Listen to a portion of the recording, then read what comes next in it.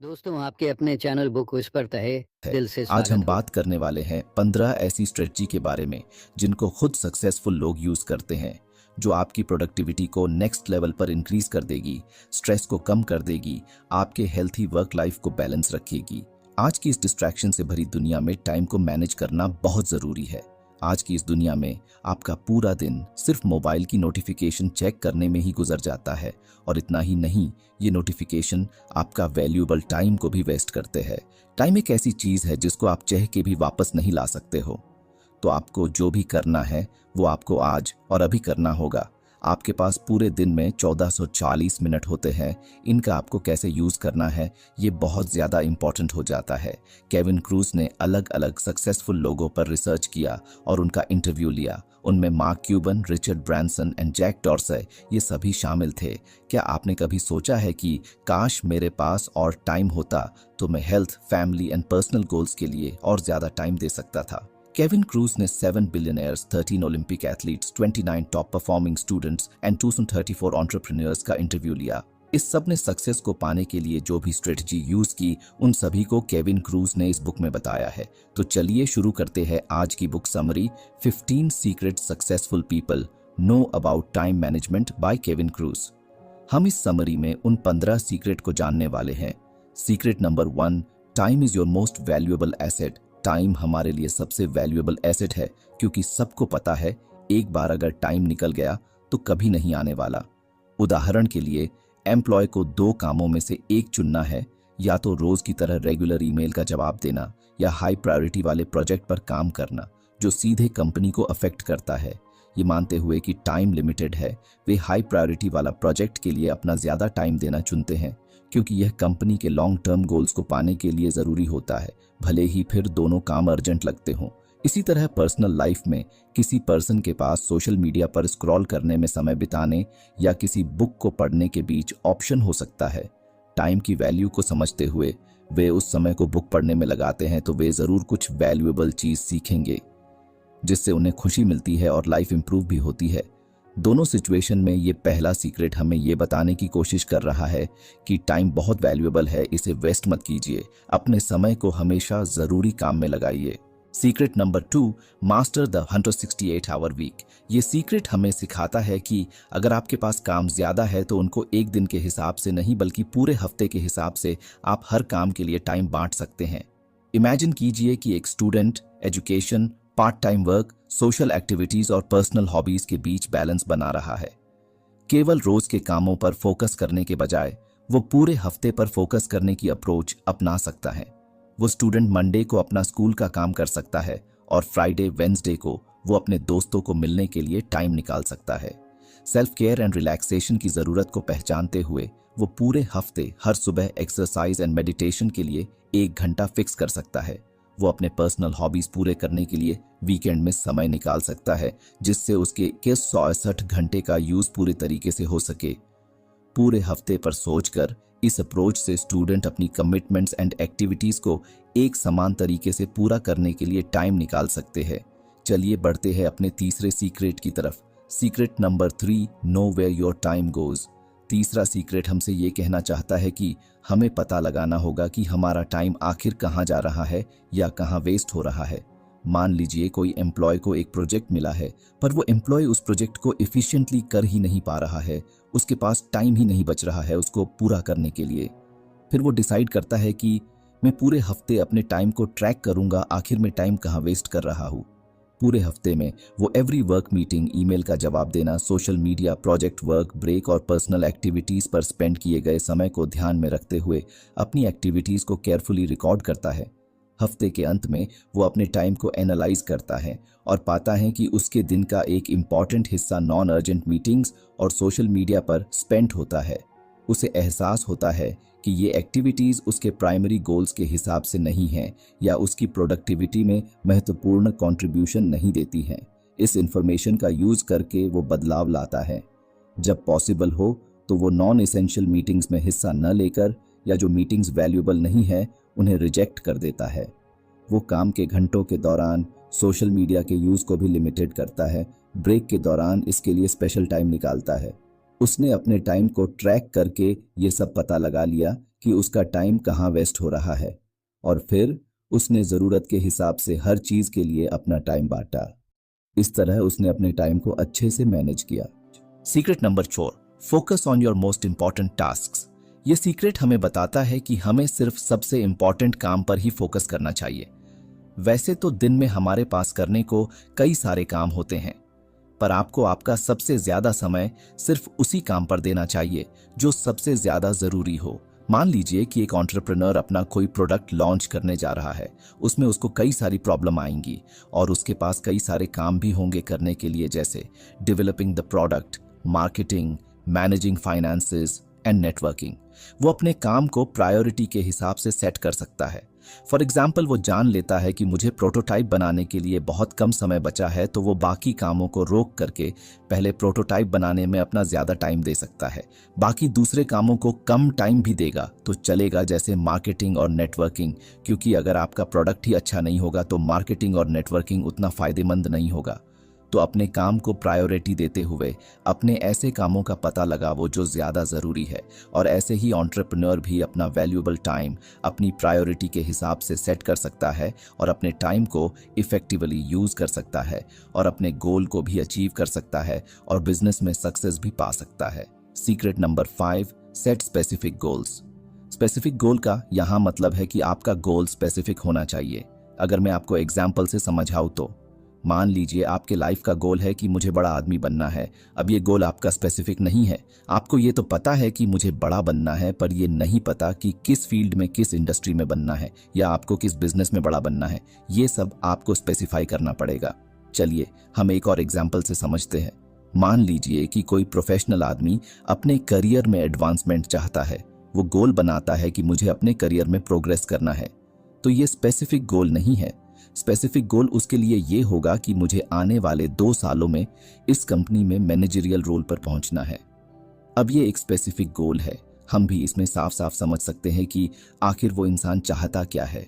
अब अगर उसके पास स्पेसिफिक गोल है तो अब वो अपने गोल को छोटे स्टेप्स में बांट लेगा और उसके बाद पता लगाएगा कि आखिर इस रोल के लिए क्या स्किल्स और एक्सपीरियंस चाहिए।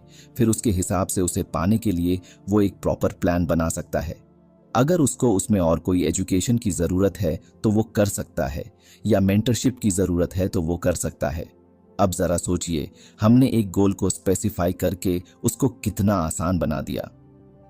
सोचिए, इस प्रोफेशनल का गोल अगर इसको क्लियर ही नहीं होता तो इसको ये कभी पता ही नहीं चलता कि इसको आखिर आगे क्या करना है। तो दोस्तों, देखा आपने, हम एक गोल को स्पेसिफाई करके उसको पाने तक का रास्ता बना सकते हैं। Secret number 6, focus on being productive not busy. आपको प्रोडक्टिव बनने पर फोकस करना है, न कि बिजी। दोनों में बहुत ज्यादा अंतर है।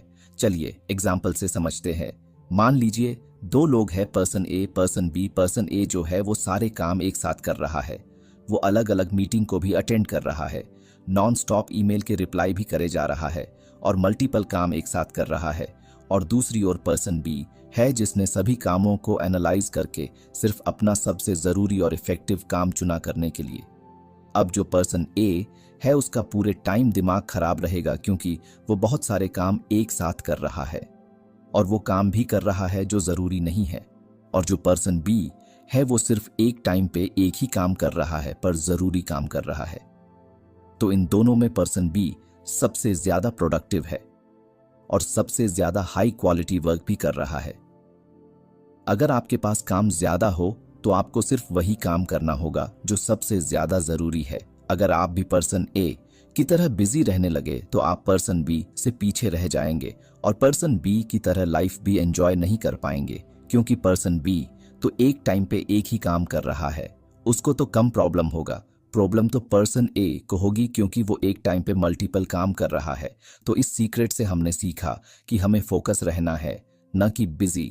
और ध्यान रखें कि फोकस से ही आप किसी काम को अच्छे से कर पाएंगे। Secret number 7, use a journal और प्लानर। ये सीक्रेट हमें प्लानिंग की इंपॉर्टेंस समझाता है कि प्लानिंग हमारे लिए कितनी ज़रूरी होती है। एग्जाम्पल से समझते हैं।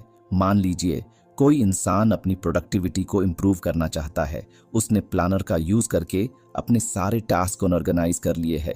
हर सुबह वो अपने लिए एक टू डू लिस्ट बनाता है और उसमें डेडलाइन के हिसाब से और प्रायोरिटी के हिसाब से अपने सारे काम लिख लेता है। वो अपने हर टास्क के लिए कितना टाइम देना है वो सब वो लिख लेता है। अब उसके पास पूरे दिन का एक स्ट्रक्चर्ड प्लान है। अब पूरे दिन वो अपनी लिस्ट के अकॉर्डिंग सारे काम करता है और सारे काम वो फोकस के साथ करता है और जिस काम को जितना टाइम देना है उसे उतना ही टाइम देता है और जो काम हो जाता है उस पर टिक कर देता है और एट द एंड वो देखता है उसके सारे काम हो गए और अगर कोई काम बच भी गया तो वो अगले दिन की लिस्ट में ऐड कर देगा। एक प्रॉपर प्लान से हम अपने पूरे दिन के टाइम को एफिशिएंटली मैनेज कर सकते हैं और इससे हमारी प्रोडक्टिविटी बहुत बढ़ जाती है क्योंकि हमें पता है कौन सा काम कब और कितनी देर तक करना है। ये हमारे फोकस को बढ़ाता है, हमारे स्ट्रेस को कम करता है। अगर आपको हमारी बुक समरी अच्छी लग रही है तो बुक इनसाइडर को सब्सक्राइब करना न भूलें। और अब आप ही सोचिए, अगर आपके पास हर काम को करने के लिए एक फिक्स टाइम है तो फिर टाइम वेस्ट होने की तो बात ही नहीं रह जाती है। सीक्रेट नंबर 8, लर्न टू से नो। आपको नो कहना सीखना पड़ेगा। मतलब आप हर चीज के लिए हाँ नहीं कह सकते। फोकस करने के लिए आपको बाउंड्रीज और प्रायोरिटाइजिंग सेट करनी पड़ेगी। सोचिए, अगर हर कोई आपको कोई भी काम दे के चला जाएगा तो फिर तो आपके पास अपने काम पर फोकस करने के लिए टाइम ही नहीं होगा। मान लीजिए किसी एम्प्लॉय को एडिशनल प्रोजेक्ट दे दिया जाता है और उसको बहुत सारी मीटिंग्स को अटेंड करने के लिए कह दिया जाता है और वो भी हर चीज के लिए हाँ कह देता है। अब जब उसका वर्कलोड बढ़ जाता है तो उसका इफेक्ट उसके आउटपुट में भी नजर आता है। उसके काम को करने की क्वालिटी भी गिर जाती है और इसका इफेक्ट जब उसकी प्रोडक्टिविटी पर होने लगता है तो वो नो कहना शुरू कर देता है। अगर कोई भी काम उसकी प्रोडक्टिविटी, प्रायोरिटी, कैपेसिटी के अगेंस्ट जा रहा होता है तो वो साफ मना कर देता है उस काम को करने के लिए। फॉर एग्जाम्पल, उसको कोई कहता है कि तुम्हें ये मीटिंग ज्वाइन करनी है, पर उस मीटिंग का कोई खास मकसद ही नहीं है और वो मीटिंग सिर्फ उसके वर्कलोड को बढ़ा रही है, तो वो उस मीटिंग के लिए रिस्पेक्ट के साथ मना कर देता है। और आपको भी ऐसा ही करना चाहिए। आपको उन कामों को नो कहना ही पड़ेगा जो आपके वर्कलोड को बढ़ा रहे हैं और ज़रूरी काम पर फोकस नहीं करने दे रहे। अगर आप लाइफ में नो कहना सीख गए तो आप अपनी एनर्जी, टाइम भी बचा पाएंगे और क्वालिटी वर्क भी कर पाएंगे और साथ ही आप अपने काम पर फोकस भी कर पाएंगे। Secret number 9, delegate effectively. अगर आपके पास बहुत सारा काम है तो आप उसे डिस्ट्रीब्यूट कर सकते हैं अपने टीम मेंबर के साथ। चलिए इसे भी एग्जाम्पल से समझते हैं। मान लीजिए किसी टीम का कोई लीडर है और उसके पास बहुत सारा काम है और इसकी वजह से उसका जो वैल्यूएबल टाइम है वो वेस्ट हो रहा है। तब वो सोचता है कि मैं बहुत सारा काम तो अपने टीम मेंबर के साथ शेयर कर सकता हूँ। उसके बाद वो उसके सारे कामों को अच्छे से एनालाइज करता है और कुछ इस कामों का पता लगाता है जिसमें उसकी एक्सपर्टीज की कोई ज़रूरत नहीं है और न ही उसकी डिसीजन मेकिंग उसको इतना अफकेट कर रही है। तो वो काम वो कुछ स्पेसिफिक टीम मेंबर में डिस्ट्रीब्यूट कर देता है।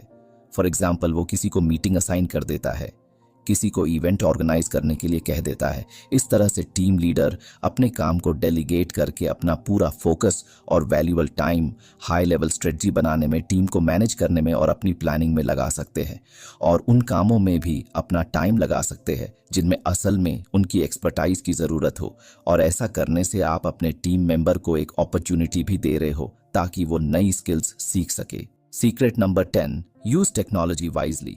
ये सीक्रेट हमें ये बताने की कोशिश कर रहा है कि हमें टेक्नोलॉजी का यूज करना है अपनी प्रोडक्टिविटी को बढ़ाने में, न कि डिस्ट्रैक्शन को बढ़ाने में। मान लीजिए कि कोई इंसान अपने काम को मैनेज करने में, कम्युनिकेशन में डिजिटल टूल का यूज कर रहा है और उसके बीच सोशल मीडिया और बाकी बेकार ऐप्स की नोटिफिकेशन उसे बार बार परेशान करे तो उन नोटिफिकेशन को ओपन करने में अपने काम से डिस्ट्रैक्ट हो जाता है और बाद में उसे ख्याल आता है कि ये मैं क्या कर रहा हूँ। ये सीक्रेट हमें यही बताने की कोशिश कर रहा है कि हमें टेक्नोलॉजी को अच्छे के लिए यूज करना है।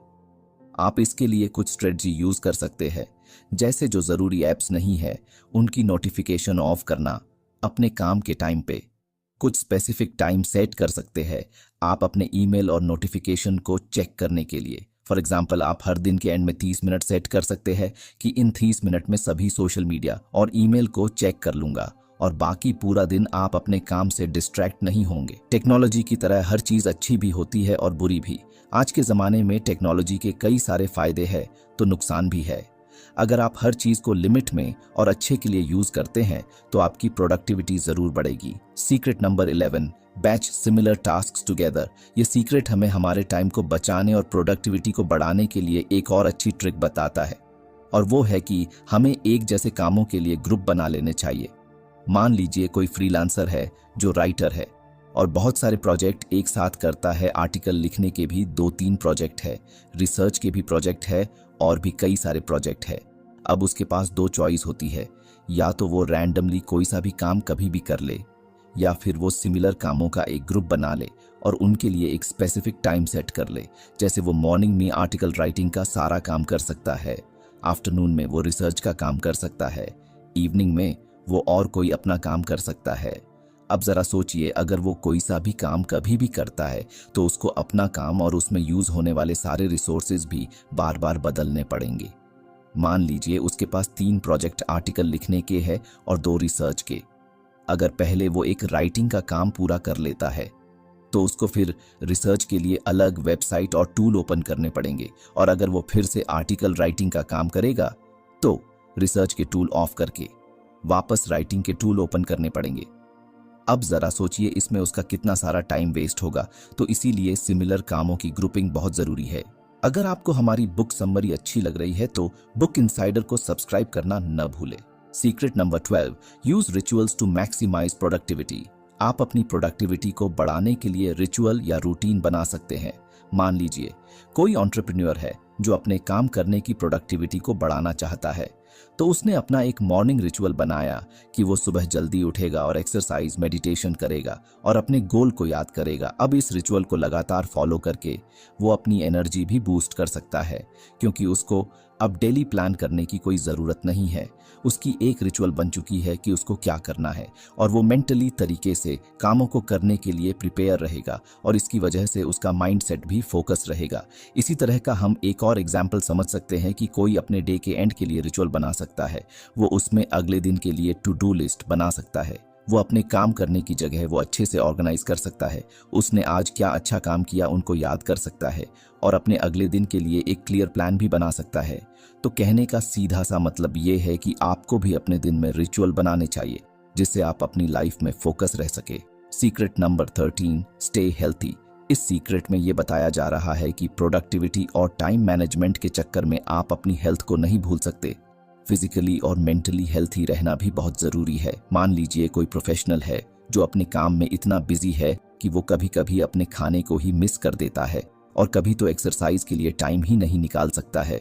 अपने फैमिली और फ्रेंड्स के लिए भी टाइम नहीं निकाल पाता है और काम में इतना बिजी रहने से वो बहुत ज्यादा मेंटली डिस्टर्ब रहने लगा और इन सब चीजों का उसकी हेल्थ पर भी बहुत इफेक्ट पड़ा।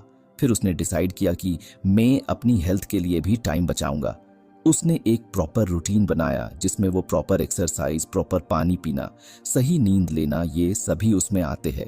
और एक्सरसाइज करने से, प्रॉपर नींद लेने से उसके फोकस में कई ज्यादा इंप्रूवमेंट हुआ और वो इंसान फिजिकली मेंटली भी अब हेल्थी बन गया। कोई भी काम आपकी लाइफ से ज्यादा जरूरी नहीं है, आपको अपनी हेल्थ के लिए भी टाइम निकालना पड़ेगा। Secret number 14, optimise your environment. किसी भी काम पर फोकस करने के लिए आपके एनवायरनमेंट का बहुत बड़ा रोल होता है। मान लीजिए कि कोई प्रोफेशनल वर्क फ्रॉम होम कर रहा है, उसके घर पे बच्चे भी हैं, उसकी वाइफ भी घर का काम कर रही है और इसी वजह से वो अपने काम पर फोकस नहीं कर पा रहा था। ऐसा सेम एग्जाम्पल हम स्टूडेंट का भी समझ सकते हैं जो एग्जाम के लिए प्रिपरेशन कर रहा है और वो घर पर फोकस नहीं कर पा रहा क्योंकि बच्चे शोर कर रहे हैं, हर कोई अपना काम कर रहा है और शोर कर रहा है, तो इस वजह से फोकस करना बहुत ही हार्ड हो जाता है। एनवायरनमेंट को ऑप्टिमाइज करना बहुत ज्यादा जरूरी है। अगर आपकी कोई खास मीटिंग है तो आप घर वालों को बोल सकते हैं कि आप अपना काम थोड़ी देर बाद कर लेना, मेरी जरूरी मीटिंग है, या फिर आप कहीं दूर जाकर अकेले में मीटिंग अटेंड कर सकते हैं। कुल मिलाकर आपको किसी भी काम पर फोकस करने के लिए आपके एनवायरनमेंट को ऑप्टिमाइज करना पड़ेगा, तभी आप अपने काम पर पूरे तरीके से फोकस कर पाएंगे। और जो अपना आखिरी सीक्रेट है वो है secret number 15, never stop learning. Self improvement के लिए, स्किल डेवलपमेंट के लिए लर्निंग बहुत ज्यादा जरूरी होती है। अगर आप लर्निंग के ऊपर बुक समरी देखना चाहते हैं तो हमारे चैनल पे चेक कर सकते हैं।